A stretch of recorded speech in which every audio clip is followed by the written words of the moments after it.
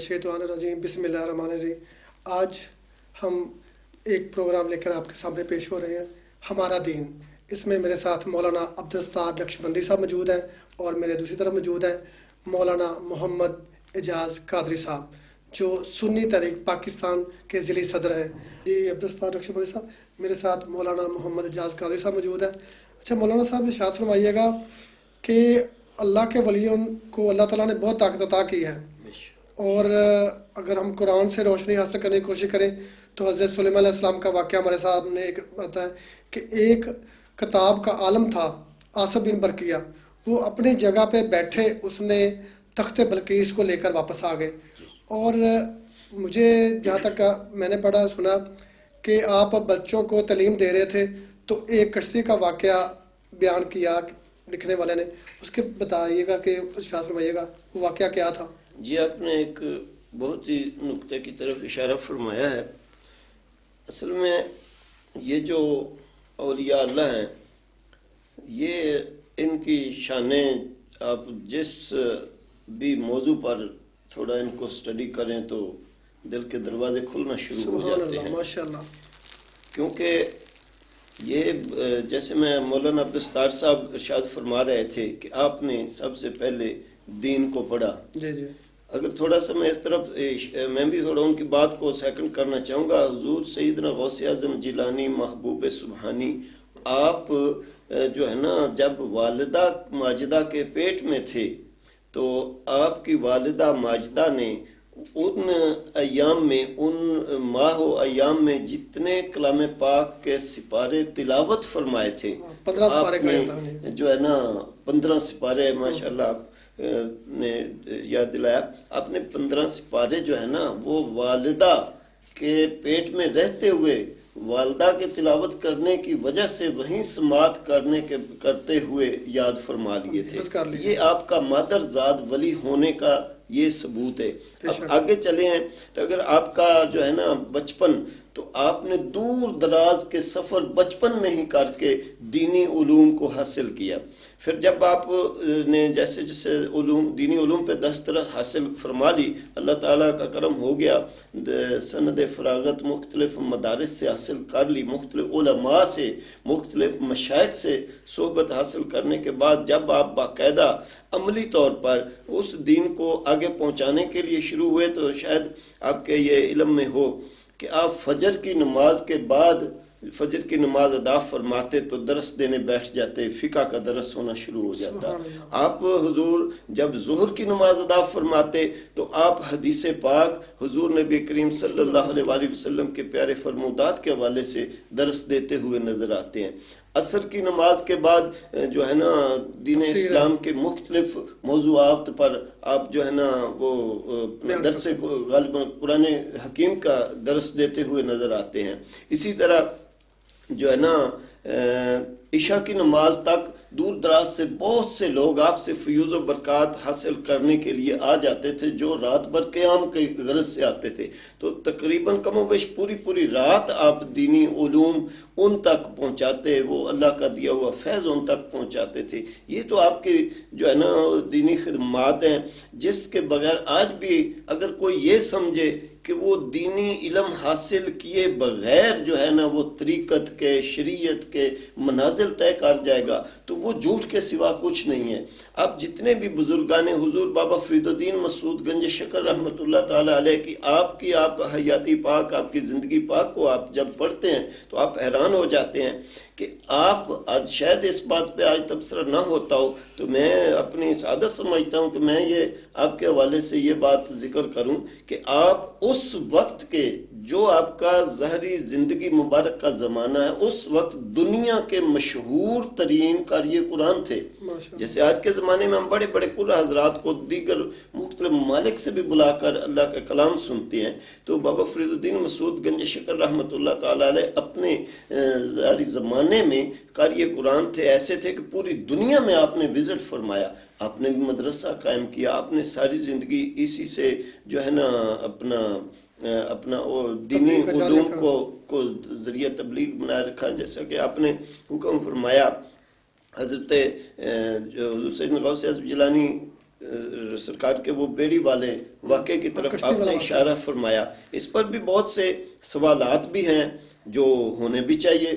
تو میں یہاں پر حضرت آپ نے جب یہ کشتی والا واقعہ تھا، آپ کے وہ مرید تھے جن کے وہ اس کشتی میں سوار تھے، وہ پوری کی پوری کشتی جو ہے نا وہ دریا میں دریا خشک ہو گیا تھا. یہ اللہ تعالیٰ کی طرف سے کسی بھی وقت کوئی بھی کرامت ظاہر ہو سکتی ہے، اللہ کی طرف سے کوئی بھی واقعہ نمودار ہو سکتا ہے. وہ روایات میں ملتا ہے کہ وہ پوری کشتی جو ہے نا وہ دریا میں جا رہی تھی تو دریا ہی خشک ہو گیا. ٹھیک ہے، تو اس کے بعد یہ کم و بیش 12 سالوں کے بعد یہ اللہ تبارک تعالیٰ نے حضور سیدنا غوث اعظم جیلانی محبوب سبحانی آپ کی زبان مبارک سے پھر کلمے نکالتے ہیں، آپ اشارہ فرماتے ہیں، تو وہ دوبارہ جو ہے نا وہ کشتی بھی نمودار ہوگی، دریا بھی چلنا شروع ہو گیا. جو میرا کوئی بھائی، میرا دوست کوئی اس پر یہ کہے کہ یہ کیسے ممکن ہے، تو اس کو یہ بات ضرور سوچنی چاہیے کہ جب حضور سیدنا حضرت سلیمان علیہ السلام نے یہ حکم ارشاد فرمایا تھا کہ بلقیس کا تخت جو ہے نا وہ میں یہاں پر دیکھنا چاہتا ہوں. اللہ تبارک تعالیٰ کے نبی تھے، اللہ تعالیٰ کے پیغمبر تھے، اللہ نے بہت شانیں عطا فرمائی. تو آپ نے اپنی مجلس سے جب حکم ارشاد فرمایا کہ آپ میں سے کوئی ہے جو بلقیس کا تخت یہاں لے آئے، چونکہ ان کو مدعو کیا گیا تھا، تو آپ چاہتے تھے کہ ان کے آنے سے پہلے وہ تخت جس کی بہت لمبی چوڑی پمیش ہیرے جواہرات سے بنا اور اس کا بہت سارا وزن تھا اور سینکڑوں میلوں کی مسافت سے انہوں نے آنا تھا. تو آپ کی مجلس سے ایک اللہ کے جو ہے نا ولی وہ کھڑے ہوتے ہیں. ان کا اگر قرآن پاک نے جس طرح تعارف کروایا ہے، اگر قرآن پاک کے تعارف کو اگر آج کی ہماری زبان میں کہا جائے تو میں یہ کہہ سکتا ہوں کہ حضرت علامہ مولانا آصف بن برخیہ کھڑے ہو گئے. یہ حضرت علامہ مولانا میں نے اس لیے عرض کی کہ وہ عالم دین تھے، وہ حضور سیدنا سلیمان علیہ السلام کی امت مبارک میں، آپ کی جو ہے نا آپ کے مریدین میں، آپ کے شاگردوں میں سے عالم دین تھے، آپ کے امتی تھے. تو ایک عالم دین کو اللہ تعالیٰ نے اتنی طاقت دی کہ انہوں نے عرض کی کہ حضور وہ آپ مجھے اگر حکم ارشاد فرمائے تو میں لے کر آؤں. تو حضور سیدنا سلیمان علیہ السلام نے ارشاد فرمایا کہ آپ کتنی دیر میں لے کر آئیں گے. تو ان سے پہلے ایک غالباً ایک جن نے کہا تھا کہ حضور مجھے حکم دے میں لے آؤں، تو آپ نے حکم فرمایا آپ کتنی دیر میں لے آئیں گے. تو انہوں نے کہا تھا کہ آپ کی مجلس کو برخاست ہونے سے پہلے حضور میں لے آؤں گا. تو اس پر آپ نے فرمایا نہیں یہ تو بہت ٹائم ہے، تھوڑے وقت میں کوئی لا سکتا ہے. تو پھر اس وقت آپ کی امت کے ایک عالم دین کھڑے ہوئے اور انہوں جو کتاب کا علم جانتے، یعنی وہ علوم جو اللہ تبارک تعالیٰ کی طرف سے آپ حضور کی طرف آئے تھے سلیمان علیہ السلام، ان کا وہ عالم تھے. تو انہوں نے کہا کہ حضور میں اتنی دیر میں لے آؤں گا آپ کی پلک جھپکنے سے پہلے. اور یہ کہہ رہے تھے اور توجہ فرمائی، اللہ کے دیے ہوئے دین کے عالم ہونے کی برکت سے، اسی دین کے علم کی برکت سے اتنی طاقت آئی کہ ادھر بات کر رہے ہیں، ادھر وہ تخت جو ہے نا وہ سامنے آ گیا. تو اگر دیکھیں ناظرین، اللہ کے ولیوں کو طاقت جو کی ہوئی ہے وہ اللہ تعالیٰ نے عطا کی ہوئی ہے کہ جو ان کے پاس طاقت ہے وہ ان کی اپنی نہیں ہوتی، وہ اللہ تعالیٰ کی عطا کی ہوتی ہے. تو میرے ساتھ مولانا عبدالستار نقشبندی موجود ہے. اچھا مولانا صاحب کہ غوث پاک کے بے شمار اگر دیکھے جائے تو واقعات ملتے ہیں، لیکن اگر ہم مشاہدہ کریں تھوڑا سا کہ نبی کریم صلی اللہ علیہ وسلم کی سنت بھی پوری کی، شادیاں بھی آپ نے کی، سارے معاملات کیے، تو ان کا ذریعہ معاش کیا تھا اس کے بارے میں ارشاد فرمائیے گا. حضور غوث اعظم رضی اللہ تعالیٰ عنہ جہاں دین کا کام کرتے تھے وہاں آپ بہت بڑے تاجر بھی تھے. ماشاءاللہ آپ تاجر تھے، آپ کا کاروبار تھا، آپ کے جہاز چلتے تھے، جہازوں میں سامان آ رہا تھا جا رہا تھا جس سے آپ اپنا ذریعہ معاش بھی پورا کرتے تھے اور اسی سے آنے والے جو لوگ ہوتے تھے آپ ان کی خدمت بھی کیا کرتے تھے. جہاں میں ایک آپ کی بات عرض کرنا چاہتا ہوں، جس طرح پہلے میں نے عرض کیا کہ حضور غوث اعظم رضی اللہ تعالیٰ عنہ جب منبر پر بیٹھتے تھے تو آپ کی مجلس میں ہزاروں اولیاء کاملین آپ کا خطبہ ارشاد سنا کرتے تھے. تو ایک مرتبہ ایسا بھی ہوا، یہ مدارج النبوت میں شیخ عبدالحق محدث دہلوی رحمۃ اللہ علیہ نے اس بات کو نقل فرمایا کہ حضور غوث اعظم رضی اللہ تعالیٰ عنہ خطبہ ارشاد فرما رہے تھے تو آپ کی مجلس میں ایک بزرگ تھے شیخ علی حیتی رحمۃ اللہ علیہ، وہ بیٹھے ہوئے انہوں اونگ آ گئی، آنکھیں بند کی اونگنے لگے تو حضور غوث اعظم رضی اللہ تعالیٰ عنہ جب دیکھا اونگ رہے ہیں تو حضور غوث اعظم رضی اللہ تعالیٰ عنہ نے تمام لوگوں سے فرمایا بھی خاموش ہو جاؤ. لوگ خاموش ہو گئے. آپ ممبر سے اٹھ کر ممبر چھوڑ کر ان کے سامنے آ کر ہاتھ باندھ کر کھڑے ہو گئے.